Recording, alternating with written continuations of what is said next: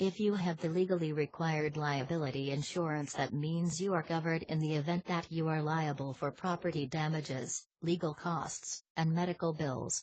Liability coverage on your car insurance policy is important to have, so if anybody is involved in a collision that you are at fault for, they will not be stranded with medical bills and repair costs, and neither will you.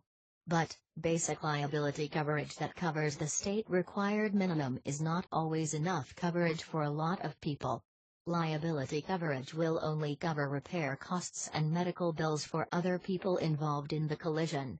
It will not cover you in the event that the other driver does not have liability coverage, and it will not cover any damages to your vehicle either. Collision and comprehensive coverage are pretty common for a lot of insured drivers to have. Having collision coverage is basically what it sounds like. It means that the cost of repairs for your car will be covered by the policy in the event of a collision with another car.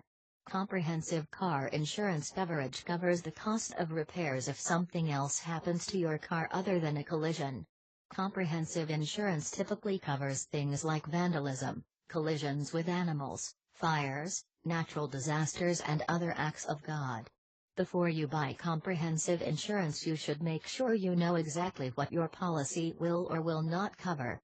A good comprehensive policy should cover all of the above-mentioned things, so you will not have to pay out of pocket for repairs. While some form of liability coverage is required in most states, a lot of drivers drive their cars without any sort of insurance coverage. The whole point of liability coverage is to make sure that the costs of damages and medical bills can be paid in the event of a collision, so if you are involved in a collision with someone who does not have liability insurance, you could end up having to pay the costs of any repairs and medical bills. Basically, all of the major insurance companies provide uninsured drivers coverage, so you will be covered in the event that you get in a collision with an uninsured driver.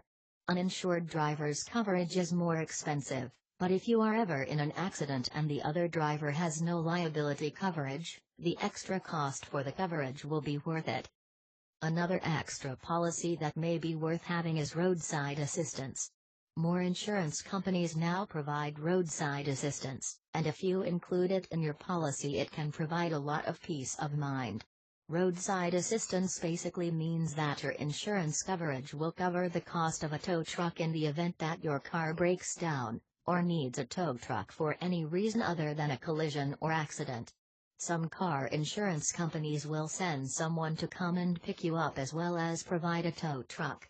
If you are interested in getting roadside assistance coverage, you should look at different insurance companies and find out what their roadside assistance coverage actually covers. Even the most basic of roadside assistance policies is good to have, since the cost of a tow truck can be a bit expensive, to say the least. Share this video and subscribe for more interesting auto insurance tips.